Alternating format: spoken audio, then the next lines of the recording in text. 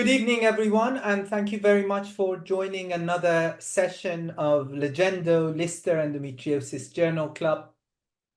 We have a really exciting session tonight. I'm really looking forward to hearing all the small articles as well as listening to my good friend Attila Bokor from Semmelweis University, who is going to talk to us about the nose technique, the segmental bowel resections that we do through nose technique. I've been now doing this for a few months, and I really think that's a way forward. And I know that many of my colleagues are also taking up the technique, but Attila has done a randomized controlled trial on it, and I'm really, really looking forward to hearing from him. I am joined by the usual suspects, the LEJ Endo team, Avril Bachi, Flo Britton, Ben Mondelli, who's now, this is the first LEJ Endo, Ben, as a consultant, is that right? Yes. So he's now a proper grown-up. Mikey has been a grown-up for a while now. He's joining us from Cape Town, and Mohammed Al Kharfan. I think it's the first time you're presenting, Mohammed. Is that It right? is. It is. Thank you for Yes, the invitation. so no pressure. The couple of things to say is that we want to thank Karl Storz UK for the support they have given us in organizing these meetings. This is a joint venture with the European Endometriosis League, and we're very grateful to them as well. The papers we present do not necessarily represent what we think.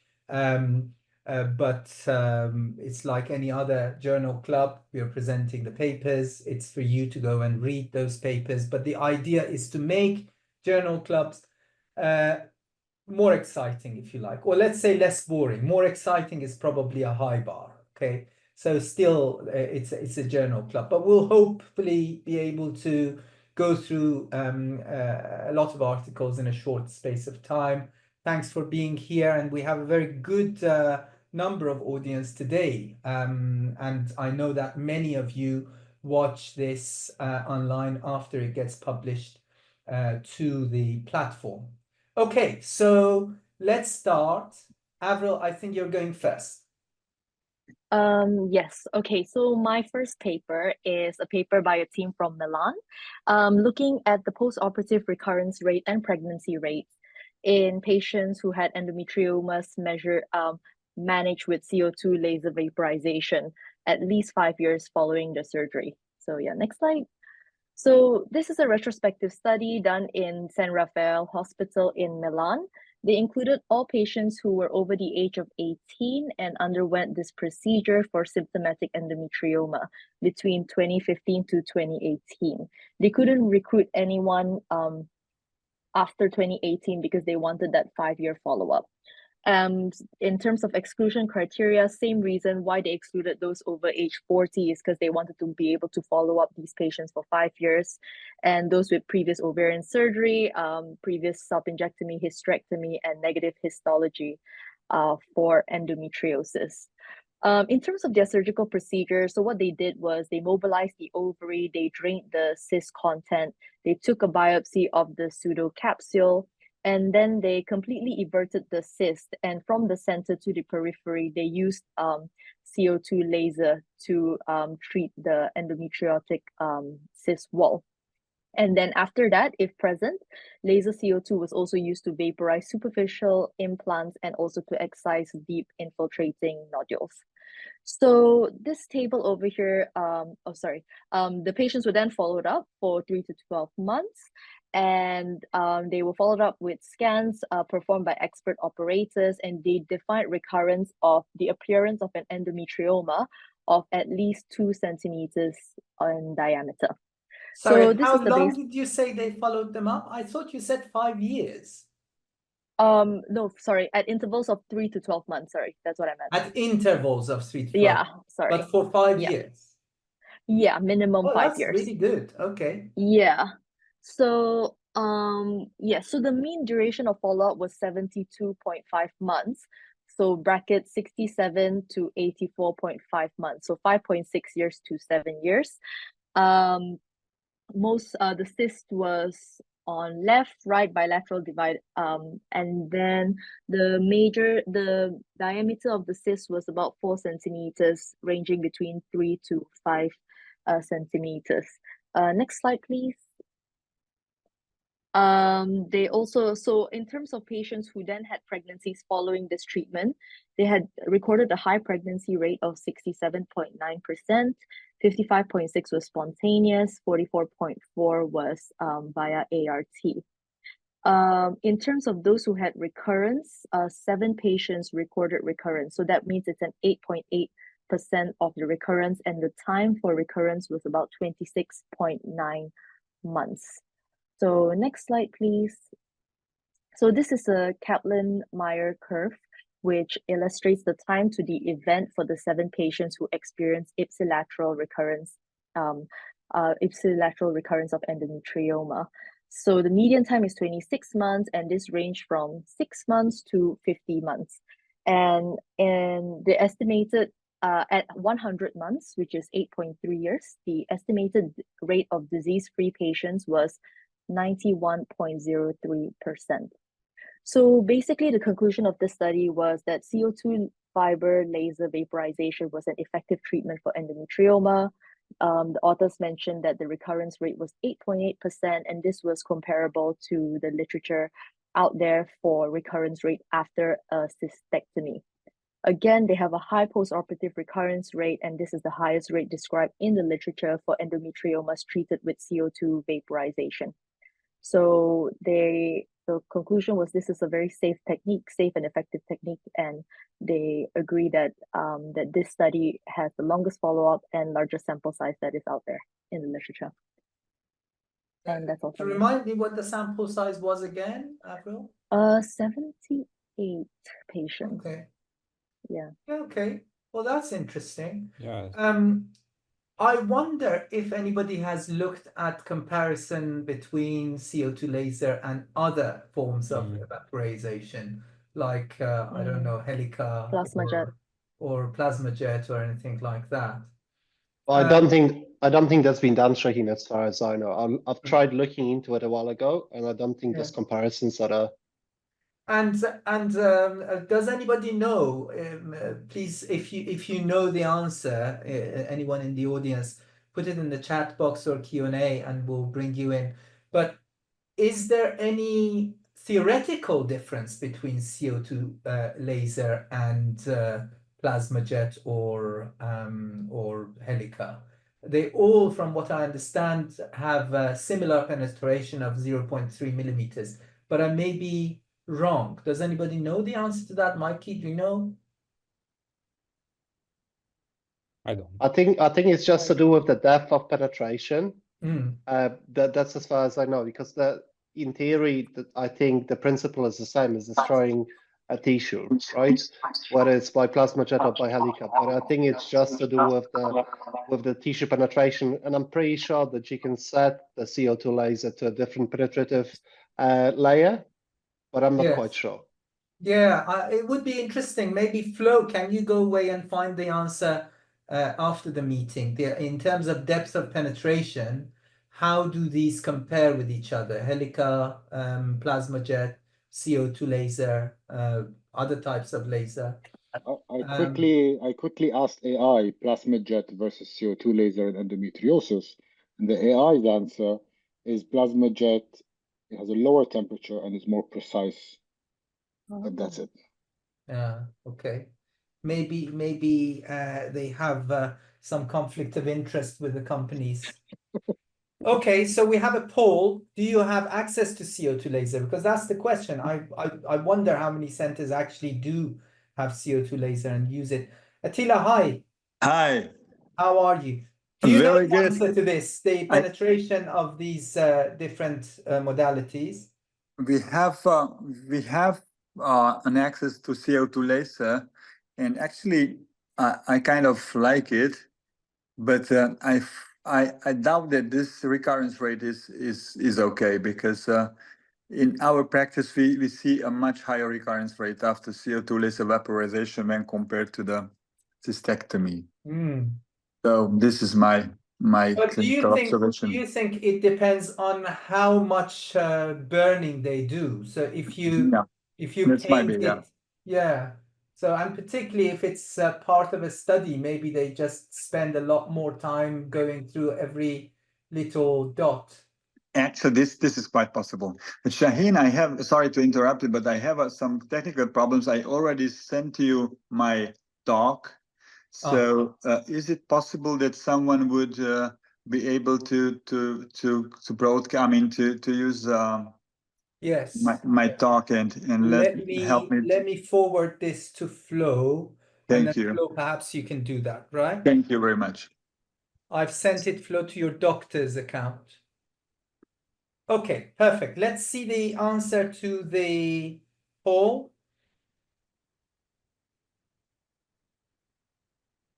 So you see, most people don't have access. I don't have access to CO2 laser. I have plasma jet, but no CO2 laser. Okay, so but it's interesting. At least it's a very long follow-up, and that low recurrence rate. Although you have to consider that 50% of these patients were on hormonal treatments post-surgery. So, and it doesn't tell us for how long. So that's one important thing to note. Okay, the next paper is going to be presented by Mohammed. Mohammed. Hello. Sure. Thank you very much. So thank you for the invitation, and again, thank you to the sponsors.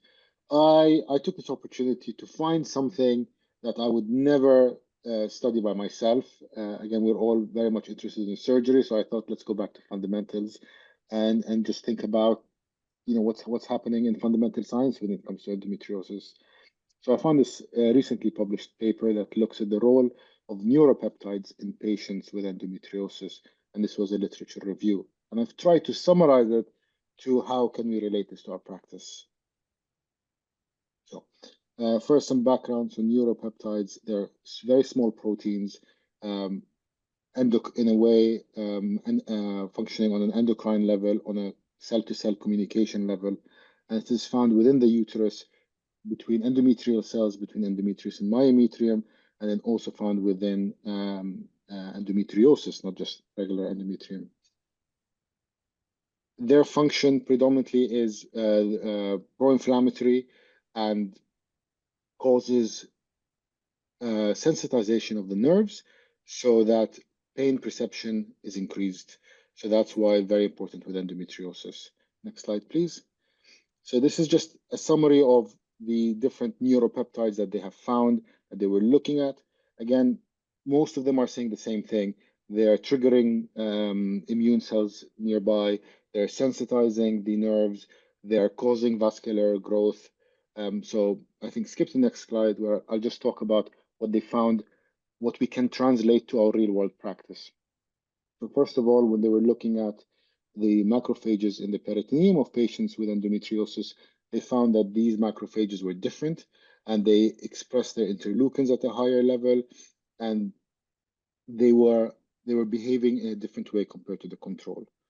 And they found that these differences resulted in an environment around which the endometrial cells can invade and grow into the peritoneum. And this was also found within deep endometriosis nodule. And interesting, they found it promoted nerve growth and it allowed for increased nerve fiber density, not just in the endometriosis plaques, but even in the myometrium of the patients with endometriosis. Again, whether it was adenomyosis, so going into that same logic would make sense. And then they also found that there were more mast cells in these patients locally. We're not talking on blood. And that was likely causing direct sensitization and increasing nociception with the neurons in the area, mainly by increasing histamines, interleukins, prostaglandins. So all the inflammatory markers we studied back in school. And one of the highlights that they found was that nerve growth factor was increased with these mast cells. So next slide. The reason that's important is they found that nerve growth factor was promoting these lesions to invade, and was found more within the invasive lesions than in the superficial lesions. And in vitro and in mice studies, they found that the NGF promotes neuronal development and allowed the neurons to survive. And it also sensitized the nerves. So not only is it increasing the amount of nerves you have, increasing the density, but it's also making them trigger at an easier, at a lower level. And then it's also then feeding back to the mast cells, increasing prostaglandin, causing this vicious cycle of, which came chicken and egg type of situation of prostaglandins in bringing back macrophages, then promoting the growth of nerves, which then feel those sensations, which then release more neuropeptides. Another notable one that they found was nerve injury-induced protein 1, which did the similar type of effect to nerve growth factor. Next slide. So then these nerve fibers are releasing these same neuropeptides as are being released by the in relation to the pain. And then you're recruiting further immune cells. So not only are you having the immune cells releasing these factors communicating with nerves, the nerves are releasing them, and then you're getting that vicious loop of increasing that inflammation. Over a long term, so they noticed that there were differences in the animal models between early disease and later disease, where the entire autonomic system was also changed, where there was a decreased parasympathetic nervous system, nerve supply, resulting in increased pain inputs. And another way they showed it in mice is that when they actually denervated the mouse model, proliferation and fibrosis markers were reduced. So by breaking that feedback loop. And again, we always talk about nerve preservation. Obviously, you're not going to chop someone's nerves away to treat endometriosis and give them disability, but it shows you that how interlinked the nerves are to the pathogenesis of endometriosis. Next slide. Now, when I was reading this paper, again, it's a very, very long paper. I was just trying to get the gist, the practical element of how these neuroendocrine, kind of looking at the endometrium and the endometriosis as a neuroendocrine system. How can we link this to our practice? The positive thing is that they found that estrogen was actually quite dependent, and that these processes were dependent on estrogen, and in both ways, in that it allowed it was needed to have this interaction between the nerves and the macrophages, and that also the estrogens activated the mast cells. And then when you added progesterone to these models, they found that actually not only did it stop this feedback loop, but it also showed reversal of that estrogen effect and the sensitization of the nerve fibers. So it's not a hopeless case. That's the good thing.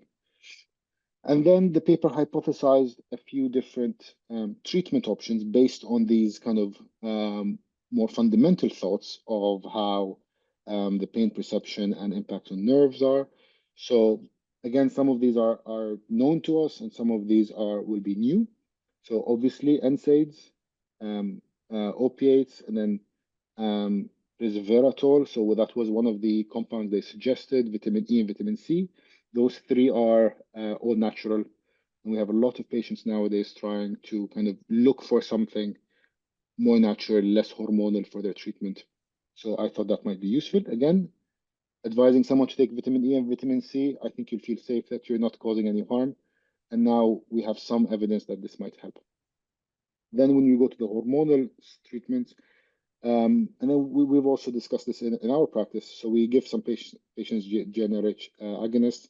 We have a lot of higher BMI patients, whether we should be also discussing aromatase inhibitors for these patients, the obvious oral contraceptions. But the paper also suggests selective estrogen receptor modulators will be coming into play in the future with endometriosis more.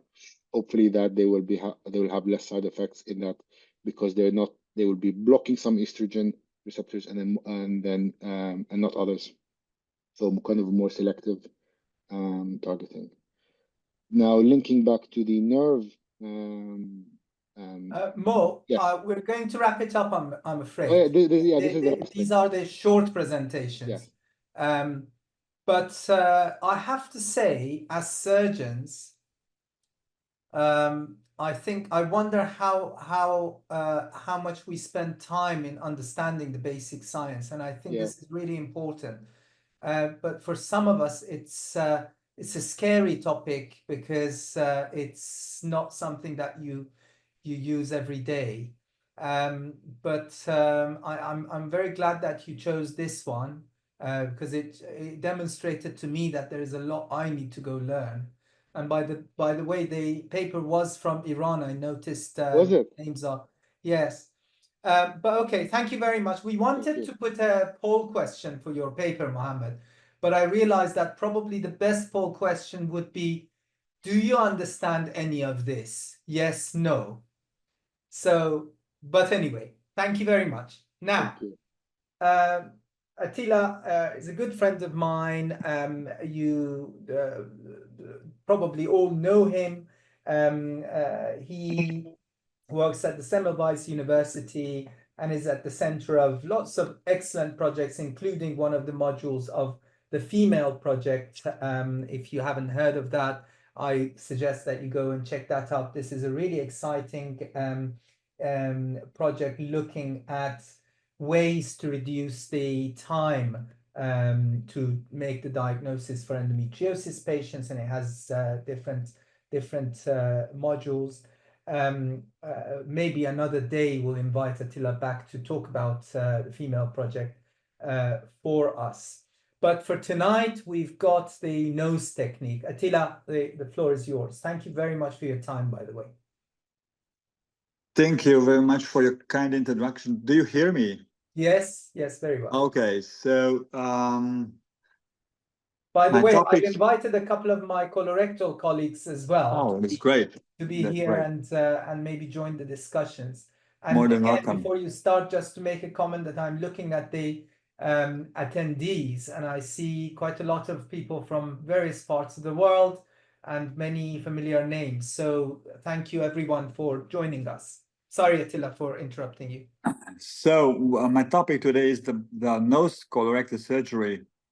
And if we move on, you will see that these are my conflicts of interest. We can also maybe skip this. I have not a lot. So the nose stands for natural orifice specimen extraction. We know that for classic or conventional laparoscopy or laparoscopic bowel resection, we need to perform a mini laparotomy in order to extract the specimen and also to introduce the anvil from a stapler or whatever technique we use. But anyhow, for the specimen extraction, we do have to use the laparotomy. If we avoid this, we may have a number of advantages, like we have a lower chance for Richter's hernia, less abdominal pain, better aesthetical outcome for sure, shorter recovery and faster surgery according to the big reviews and meta-analysis from the colorectal surgical literature. However, this is a video I will just quickly show you. This is the technique we use. And we met with Shaheen a couple of days ago in London, and I told you that we in order to decrease the chance of fecal spilling, we use this clamp. Have you seen it, Shaheen? This yes, it was amazing. What is it? Is that a vascular clamp? It is. It's a big bulldog. Ah, okay. So the major concern with this surgery is opening the bowel. So viscerotomy definitely will increase the chance of infections. This is clear, but I will show you later that we can decrease this chance, and obviously we have a number of measures we introduced to decrease the chance of pelvic abscess or any major infections. And according to our series, as you will see later on, we have no major difference between the classical and the conventional laparoscopy and the nose. So we introduce now the anvil. We use the camera bag in order to, again, lower the chance of fecal spillage. Now we extract the specimen, And from now onwards, we can either do single stapling technique without using a linear stapler. If we just we perform two purse string sutures, we will be able to create the anastomosis with a single circle stapler, or we can also do the conventional or classical double stapling technique, which is very safe and established. Here, for the fixation of the anvil in the proximal bowel, we have to perform a purse string suture. Now we remove the clamp. We have only one, so we don't have to leave this in the patient's abdomen. What was that instrument in your hand, Attila?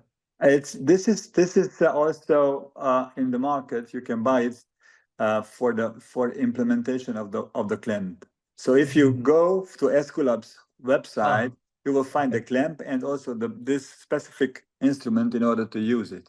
Okay. And from this stage, the whole story we all know, so we can maybe move on.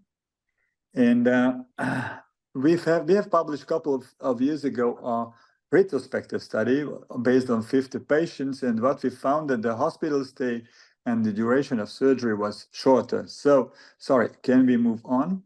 Mm-hmm. And therefore, we just designed a prospective randomized trial in order to see whether our outcomes are really reliable or not. So as you see, we really struggled a lot with the publication, and we ended up, if we move on, in a top surgical journal, which is the second out of 200 surgical journals, the International Journal of Surgery. So we should go back, sorry, for a second. This is the outline of the study. As you see here, the enrollment was we enrolled 91 patients between age 18 and 45, complaining of infertility and or pain with deep endometriosis of the rectum up to 15 centimeters from the anal verge. We only had 2 dropouts because we had to perform disc resection on the nose arm, as you see here, and we followed them up until 1 year. And actually, we now have the 24-month, the 2 years follow-up data as well. So we're going to publish very soon, I hope. So let's move on. And these are the demographic data. We see both nose and conventional group were very similar. Therefore, they were comparable. It was very common that patients had at least one or more previous surgeries in both arms, and mostly laparoscopy was done prior our procedures. Second table will show, this is very difficult to see, but these are the intraoperative findings. Because, you know, always the tricky thing is that we need to compare with the apple with apple, not different things. And as you see, both in nose and conventional arm, we had approximately 20% of very low resections, below 7 centimeters from the anal verge. And I think this is very important because otherwise it would be not very easy to, sorry, it's not 20%, it's 40% of low resections in both arms. Obviously, we also use the #NCN, the ASRM scores. We established the EFI for every single patient. And as you see, mostly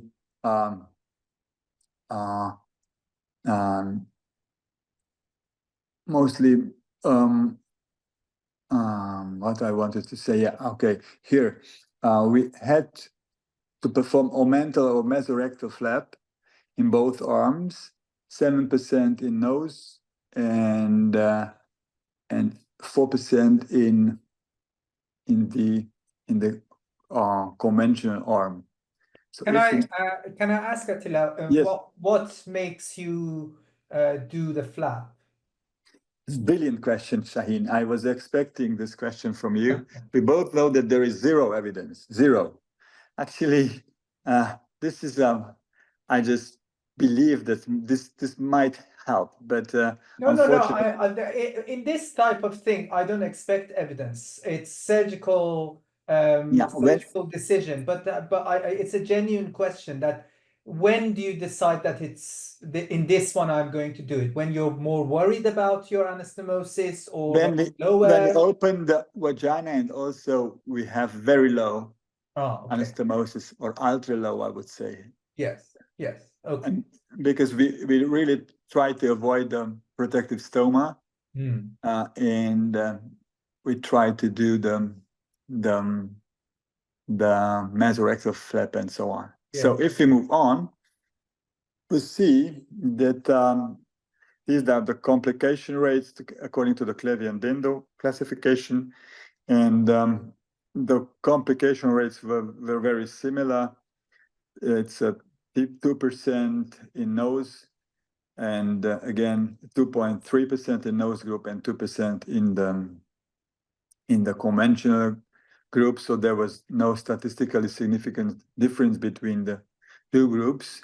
We have to admit that for the nose colectomy, we administer more antibiotics, maybe after the surgery as well. So we would see a slightly higher up of incidence of fever and Clostridium difficile infection in the nose arm, but this was not, again, a statistically significant difference.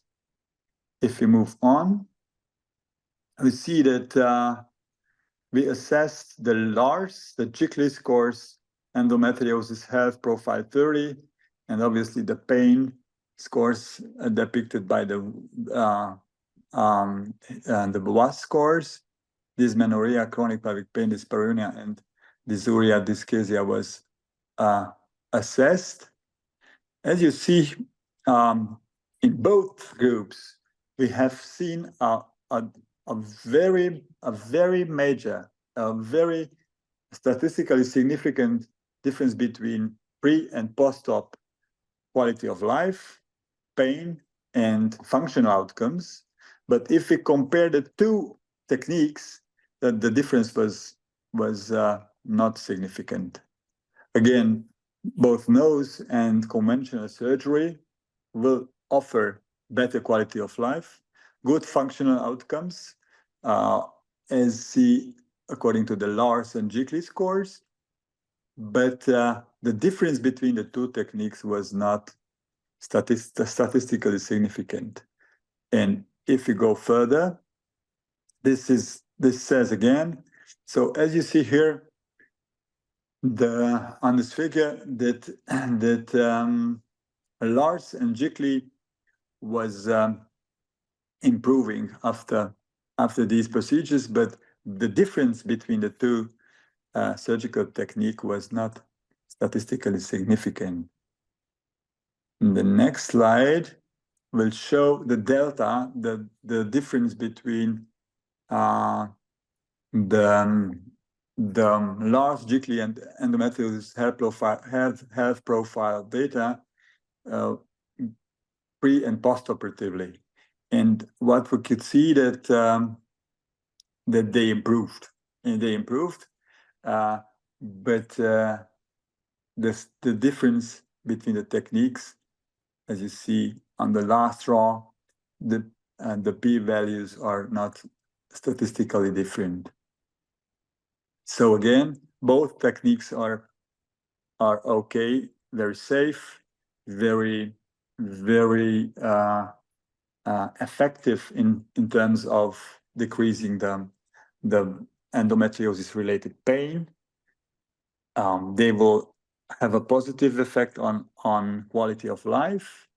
They will not have a negative impact on the bowel function, which is crucial, but we could not prove any statistically significant difference between the two techniques in this prospective randomized trial.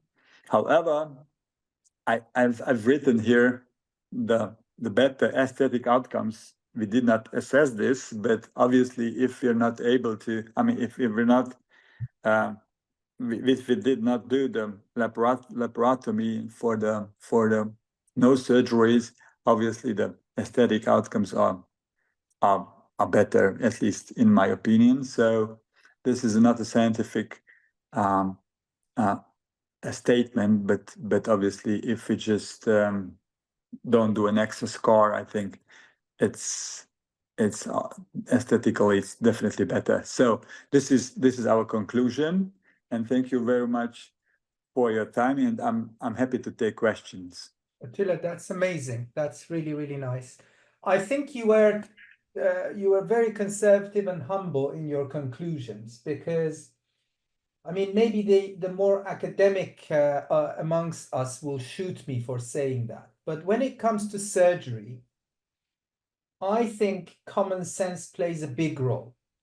Okay, let me just maybe put a bracket here that the medical community has done some wrong things because of this assumption that I'm saying, that we thought, okay, 2 + 2 is 4, and we assume that, okay, if I cut the vagus nerve in somebody with a gastric ulcer, I'm going to make them better. And for many years, we cut people's nerves, and then we realized that it actually needed antibiotics. But all I need to see from nose, because the advantages are obvious. You know, you're doing less dissection, you are having to mobilize less, you don't need to do the mini laparotomy, and these are obvious to me. And as long as I don't see more ileostomies or more leak, I'm happy. So I don't need a huge randomized controlled trial to show me that, because I don't think in surgery you can do that with the usual numbers. But I wanted to ask you a couple of questions. I probably missed it. You did say about ileostomy. Did you do any ileostomy in either of the groups? No, zero. It was zero in this cohort of patients. We did Okay. not do. Okay. And in time, did you see any difference in time, or do you have an impression that nose is quicker or longer? I do have an impression, and we firstly, when we checked our data and we published our retrospective study, we did find a difference. So we found that this surgery is quicker, but in this RCT we could not see this difference anymore. Okay, well, maybe you're generally quick in both of them, because Operative time is, you see, is not different. yeah, it's just over 2 hours, which is pretty quick for a segmental bowel resection, I think. Yeah, maybe, I don't know, but yeah. So But you're too humble. 2 hours for a segmental bowel resection is quick. We actually we did more than 1,000, you know. So we just, yeah, we do have 5 cases a week. So we need, I mean, we have the sufficient volume to speed up a bit. But as you see, the hospital stay again, it was very similar. However, in our first paper, we saw that it's a bit shorter, and I have this impression patients, they can leave the hospital sooner since they don't have a lot of pain, you know, they recover faster, but we just could not prove in this RCT. Okay. Can you talk us through your bowel prep and also your post-op care? This is also a brilliant question, and it's in the paper. It's written, and if you want to see our protocol, it's there. But we always do a mechanical bowel preparation, and we also administer antibiotics preoperatively. And post-op, we check every single day CRP and white blood cell counts, and this is what we do. Patients are allowed to return to the normal diet at the first day after the surgery, so they can eat everything according to the ERAS protocol.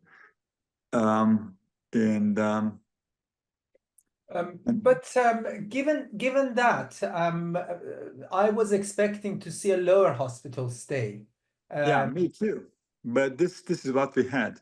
Yeah. Okay.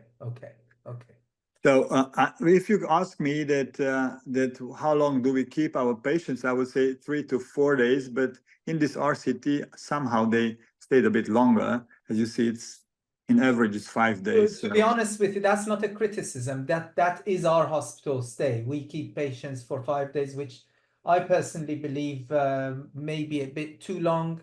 I agree with you. I think it's long. Yes, the patients, you know, if there is a complication, it's going to show itself after all of this. Yep. I have one more question. I'm asking the questions because I have. Oh, actually, there is one question from Emre. I'm going to ask that in a second. But I have another question that when I ask, my team is going to laugh because I've been asking this from everyone just to find someone who agrees with me.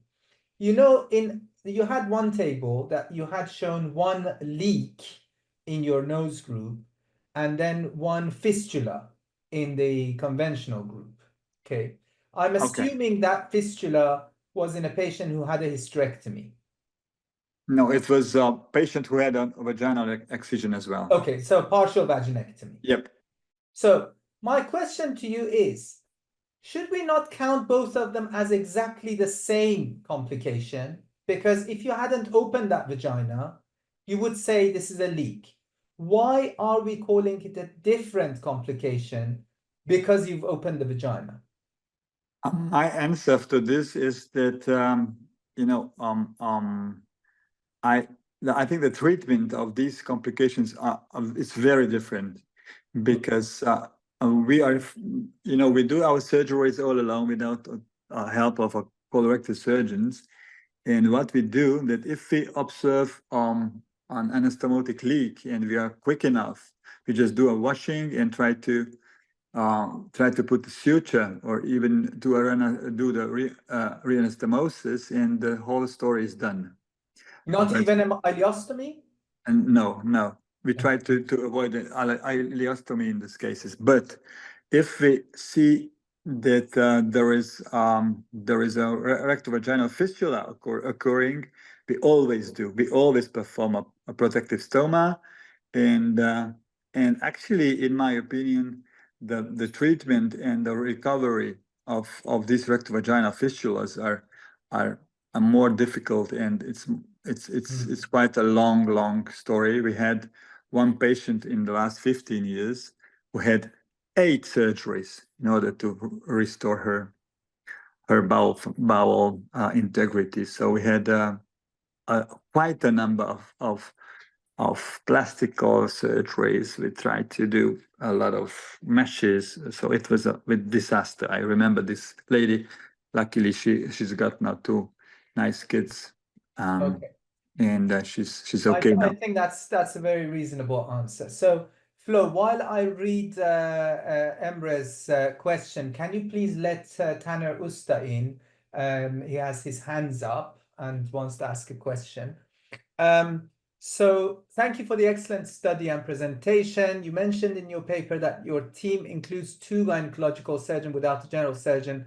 As a gynae specialist, what was your learning curve like when you first began performing bowel resection? Did you initially perform these procedures alongside general surgeons, and when did you feel ready to perform them independently? Yeah, this is a very good question, and I have to tell you that if I would have my initial buddy, Dr. Lukovic, we started with 15 years ago, this program, I would never do it alone.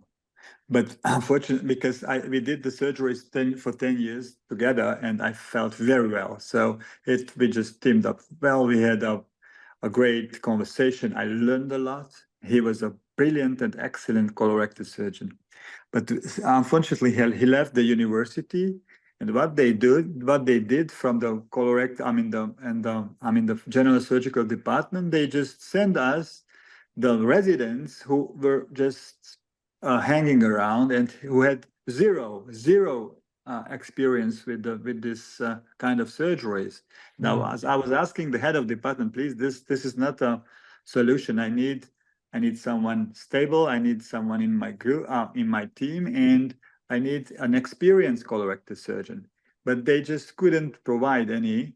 So therefore, I decided to since I have this specialization in gynae oncology, I'm able to do it all alone. But I feel that multidisciplinary teams are very good, very safe, and especially for the complications, you know, it's much less stressful. So if I you go completely to agree with you. Much video, less stressful, and also it's not about whether you can technically do the operation. You know, most of people who do endometriosis surgery will be able to do a segmental bowel resection. I agree. I fully agree. Yeah, but it is about two things, in my opinion. One is you may be able to do the procedure, but can you also deal with the complication as much as a colorectal surgeon can? I can't. Maybe you can, but I will need my colorectal colleague to help me. And I really don't like calling my colorectal colleague only when there is a problem and a complication. So I'd much rather that we work as a team. It's actually a lot less stressful when you're doing the operation. You throw ideas at each other, you learn from each other, and I think that's the way to do it. Taner, please. Hi, Shahin. Congratulations, Attila. Thank you so Hi, much for Taner. the presentation. So, if we get to simplified the treatments, it is the best approach we know, like a Da Vinci sentences. I remember that when we applied the shaving, in that time, many people think that if you open the lumen, you can increase the complications. But now, when we think about the nose technique, we cut the lumen, enter the lumen, and so the results is the same. And so we have to apply this information the rest of the endometriosis surgical treatments, I guess. Yes, I agree. The only thing I would add to that, Taner, before Attila answers is when I met Attila 2 days ago, I mean, I've met Attila many times before. That's not the first time I met him. But we were sitting, actually, Michelle Mueller was sitting between us, and we were discussing this at dinner. That's how sad we are. And Michelle said something really interesting, which I hadn't thought of. I know Attila had thought about it. And that was, you are definitely introducing lots of bacteria in the pelvis. And the complication of that is not just abscess or leak. Do you know if you get more adhesions in the long run? And do you think you may get some fallopian tube problems in the long run? And I don't think anybody knows the answer to that. But I really like what Attila does with that massive bulldog. What is the biggest race of dog, breed of dog? Dane. Let's call it Dane. It's not a bulldog, you know, a great. Yeah. And that should reduce that risk to some extent. Yes, Attila?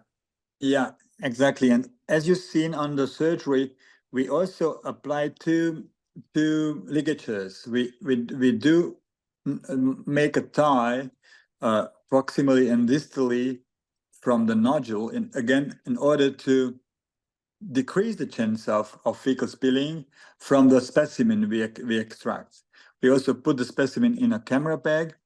I think the clue is a very meticulous, very good bowel preparation. So this is very important.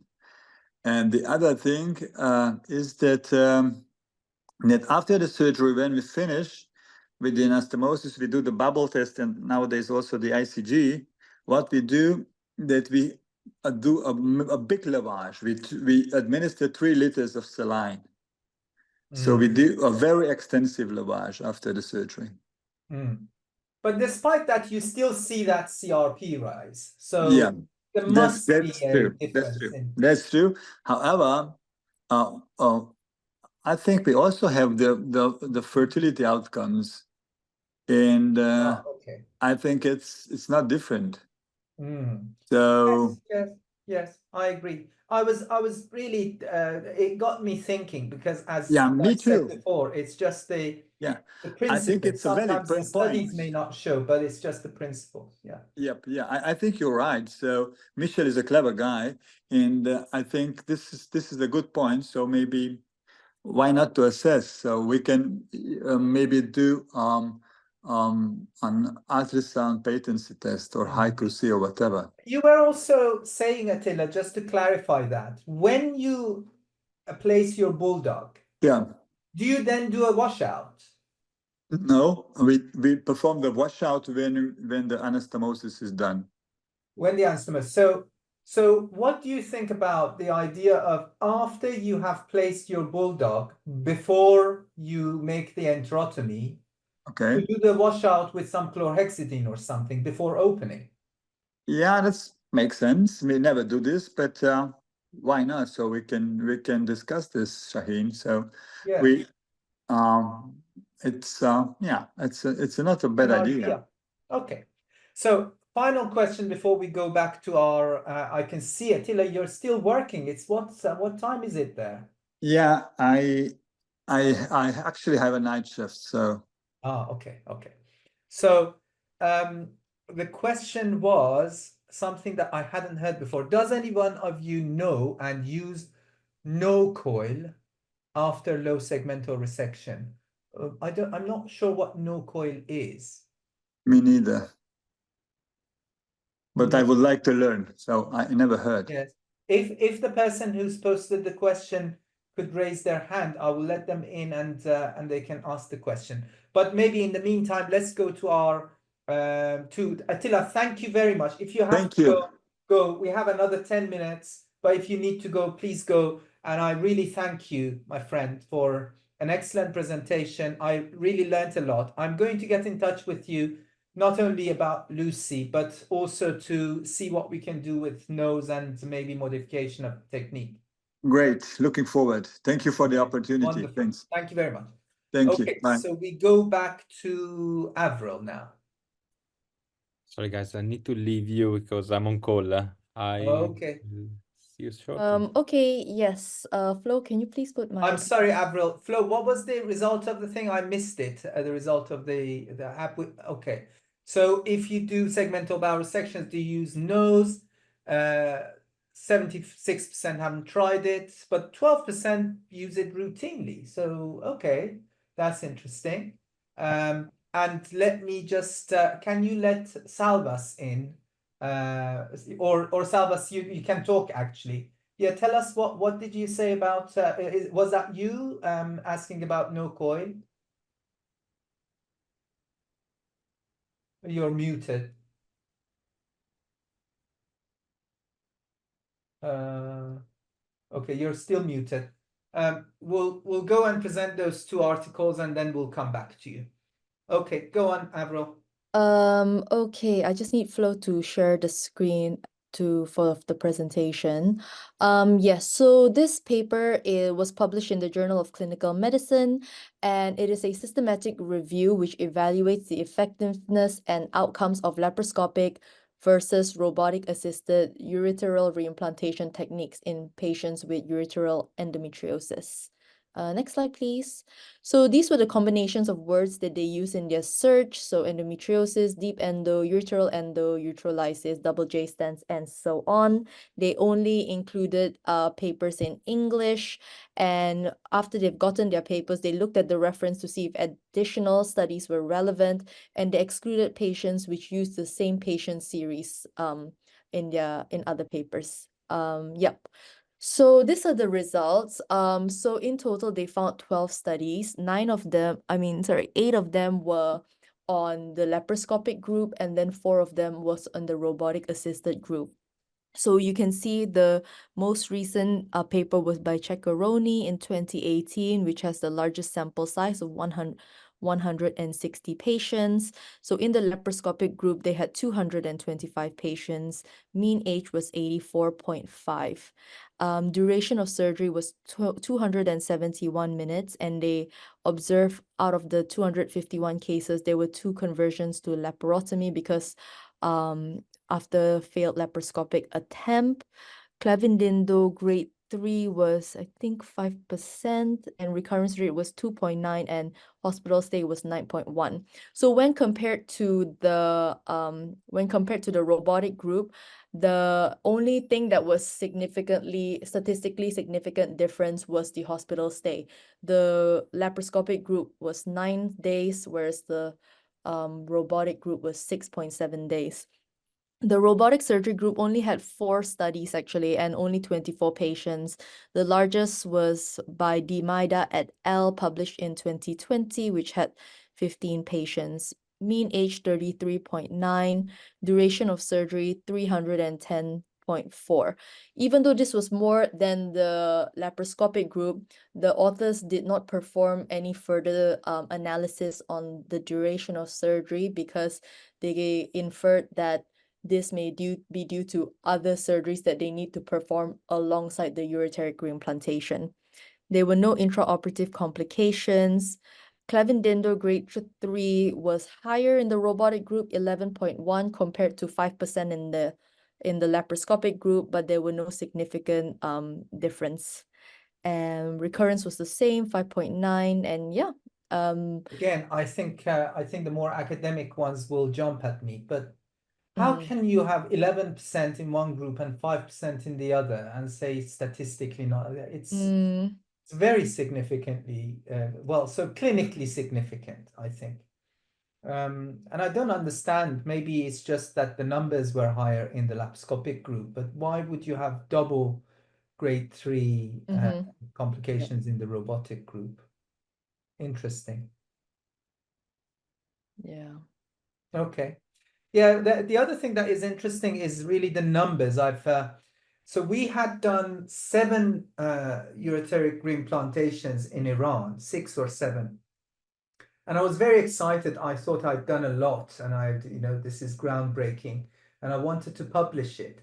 And that was 2018 that I wanted to publish it. And then I came across Marcello's paper. Go back one slide. I think 160 ureteric 160 implantations. So yeah, they must have a very different patient group. So I just changed my mind. I thought there's no point publishing 6 cases now. Okay. Sorry, this is unrelated, but I went online to search what no coil is. But so it's a transanal silicone stent that allows endorectal decompression and is used for anastomosis of the lower GI tract. No coil. Okay. I don't know if Rana is still on. The person who had his or her hand up, I don't know if they still. Yeah, Salvas. Salvas, please. I don't know if we can. Yeah, talking permitted. So if you unmute, you can talk. You're still muted. Yes. Yes, it's working now. Hi, hello. Hi, Yeah, Salvas. so I work in Czech Republic, and in our center we use this no coil tube to prevent leakage and complications after segmental resections, especially when it's low and close to anus. And we How really does have it work? You leave it after anastomosis? Yes, we leave it in for 2 days post-op, and then we just take it out, and actually it works. We have almost no leakage. I am working at the center for 5 years now, and we have no leakage after segmental resection, and also really a low number of complications. That's a good idea. I don't know why I hadn't thought of that. Flo, do you mind bringing Rana in? Maybe Rana, I don't know, can you hear us? Maybe you can tell us if this is something that we use here. Rana is my colorectal surgeon colleague. Rana, can you hear us? Salvas, first of all, I'm very happy to see colleagues from your country joining us, and thank you. Please do come regularly. and I learned something. Rana, do we have no Actually- coil? So I didn't understand how it's used. So from what I understand, it's something that goes in the rectum, covers the anastomosis from inside. Is that right, Salvas? Like a stent. Yes, like a stent. Yes. It does not cover it. It just lowers the pressure, as you said before. Lowers the pressure. So the gases and everything can, go out, and the suture is not under pressure at all during first 48 hours. And yeah, we have a good experience with it, not only when treating endometriosis, but our surgeons use it too in colorectal surgery, and we have a really good outcomes with it. So Can I have a question? Sorry, just quickly. Yes, please, Attila. Okay, yeah, my question is that do you have any evidence or any published data on the use of this device? As I know, not now, but since we did the certification, our EndoCert last year, they were really surprised with our numbers that we really don't have complications. So that's why I asked if anyone uses it. And if you have any experience, because you probably are even more experienced than us, so that's why. Well, that's interesting. Rana, what do you think? So I think Basingstoke, Bill Hill used to use this long time ago. I think they stopped using it. They probably were using it about 10 years ago. We certainly don't use it in the UK. I know that. I don't know what their outcome was, but yeah, I know that they used to use it a long time ago.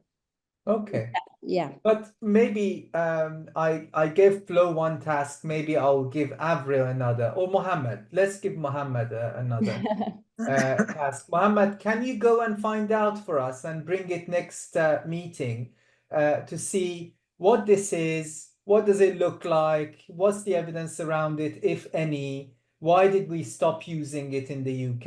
Is it a case that it was too expensive and we were trying to save money? Or was there evidence that it doesn't work? I don't know. And I think the I've other already thing messaged is for the colorectal. ones which are the one for the very low rectal anastomosis, patients probably will feel tenesmus because it's quite low and they might feel it. With the higher ones, maybe less so. But obviously, if it's only in for 48 hours, maybe that's not so much of it. But yeah. And Rana, while we've got you, because we are going to come to an end in 2 minutes. Yes. But while we have you, what did you think of the nose technique and Attila's presentation? Very interesting talk, actually. I mean, what I was obviously interested was whether your, pelvic collection, pelvic infection rates are higher, but it's interesting you don't see that. But because obviously you clamp the proximal bowel, but you're opening the distal end still, it's, open, and you're gonna have colonic, organisms, but it's interesting that you don't see a difference with the pelvic collection. Oh, we do. We have also started. Oh, just to give context, Rana is one of the 3 or 4 colorectal surgeons that I work with, and she's an amazing surgeon. And whenever I've done segmental bowel resections with Rana, I've been very, very impressed. And Rana, we have started with Ahmed to do nose, and we've done maybe only 6 or 7 now. Yes. And we see a CRP jump on day 2, always. We haven't actually had a fever yet. Correct me, Flo and Avril, if I'm wrong. But yeah, we haven't seen infection. But that's a theoretical risk. I agree. There will be some bacterial release in the abdomen. Yes. But Attila, very, very interesting studies. Thank you. Thank you very much. Okay, let's bring this. Excuse me, sorry, I need to go have another meeting. Yes, we are all going. We're all going. Okay then. Thank you very much. Again. And Thank thank you you. everyone for attending. Thank you. Bye. Please, bye. Bye. Please tell everyone you know that may be interested to come to these meetings. As you saw today, actually, it was quite interesting and useful to have people coming and asking their questions, and that gave us a really interesting thing to go and learn about. Thank you, everyone. Bye for now. you. Bye. Bye bye.